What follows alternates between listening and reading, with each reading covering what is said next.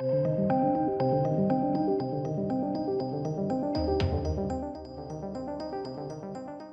ladies and gentlemen, Ricky Gervais has commented once more, actually, on the Will Smith Chris Rock situation. More specifically, actually, taking the piss out of Jada Pinkett Smith and Will Smith's relationship, which is pretty much fair game and bloody hilarious. So I thought we'd take a look at this. This continues the downward decline of Will Smith in general. I've just actually released a video which was all about Jada Pinkett Smith videoing Will Smith. Basically, she's abusive. She is an abusive woman. So I thought we'd take a look. But I'll leave that video linked above, by the way. But what did Ricky Gervais say in a recent video call interview thing?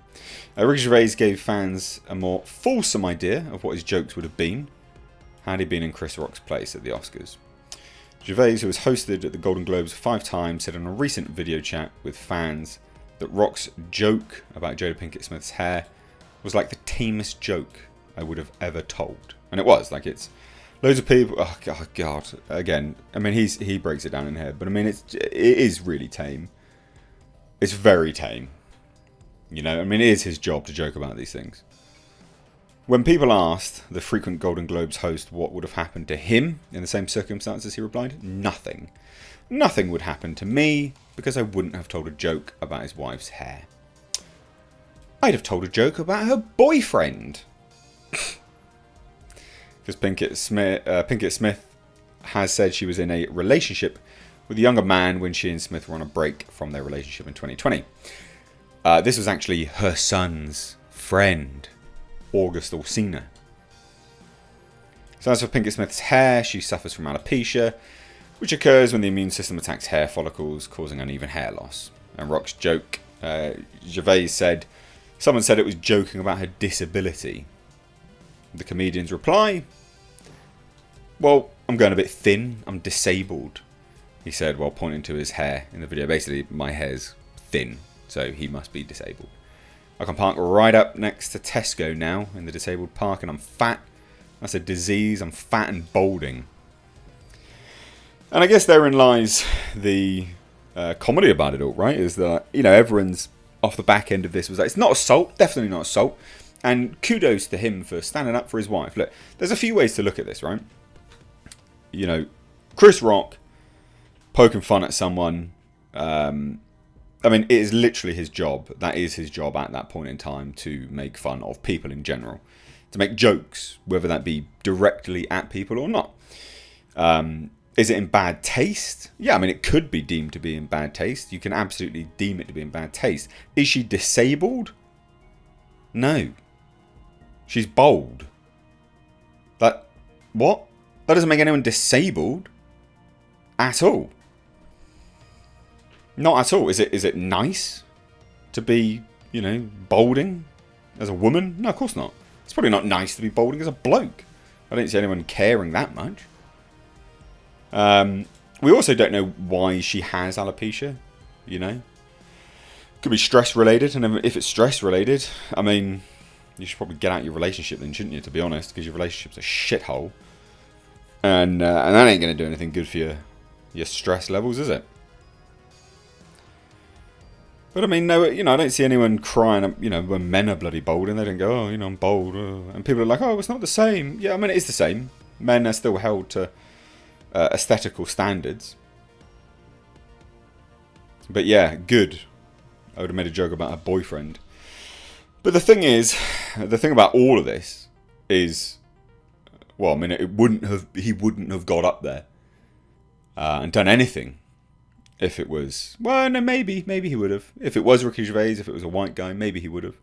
I can't imagine he would have, though. Like, there does seem to be some kind of brazen approach to it, simply because it's Chris Rock, and he feels like he can. Almost like there's like some unspoken word, like, yeah, you can. And I guess the media's backlash from it all sort of indicates that as well. Oh, you know, 2 black men, you know, talking about his black wife. White people shouldn't comment on this. And that has essentially been, you know, the statement from a lot of people, which is just ridiculous. Absolutely ridiculous. But making a joke about the boyfriend, yeah, that's what you would have done. And the thing is about Will Smith now is he's made a complete mockery of everything. Like, he's been binned off left, right and centre. Companies are leaving him. We've got... Well, I mean, you've got numerous films being dropped. People that were supposed to be working in films, because he's a producer. Films that he was backing, people are backing out of. I mean, it's not a good look by any stretch of the imagination. Not any stretch of the imagination. Especially when it's the likes of JoJo Siwa. Ladies and gents, JoJo Siwa is dropping out of Will Smith-backed film Bounce. I mean, look, JoJo Siwa clearly obviously has fans, I'm aware. But I mean, you've got a Hollywood star. Will Smith was paid $20 million, by the way, for King Richard. You've got a Hollywood star making $20 million for a movie. Looking to, you know, bring other people into the fold. And they're backing out of their projects. I mean, this is embarrassing.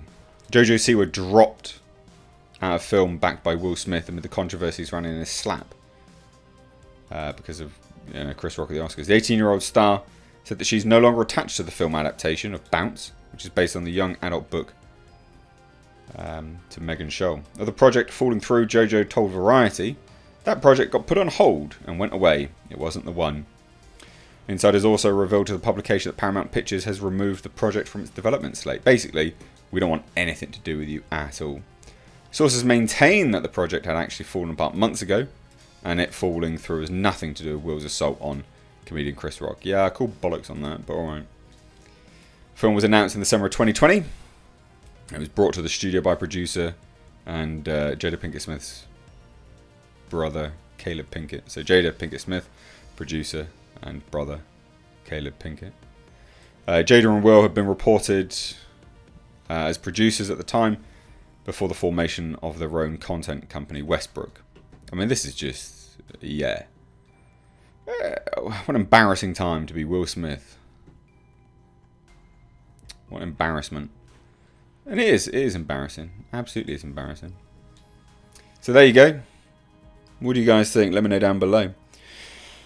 Quite rightly so. Anyone saying, oh, she's disabled. No, she's not. Having no hair doesn't make you disabled. I mean, come on, give over. That is ridiculous. I can understand that it's not nice, but it doesn't make you disabled. I mean, that does a disservice to people battling actual disabilities. I mean, Jesus. This is the same rhetoric that people just go, oh, everyone's racist now. So, well, that does a disservice to people that are actually being racist, doesn't it? And actually suffering from racism. Just what a God, clown world. Clown world. Which, coincidentally, you can grab your Clown World merch underneath the video. Please do support the channel. Cheers, guys. Take care.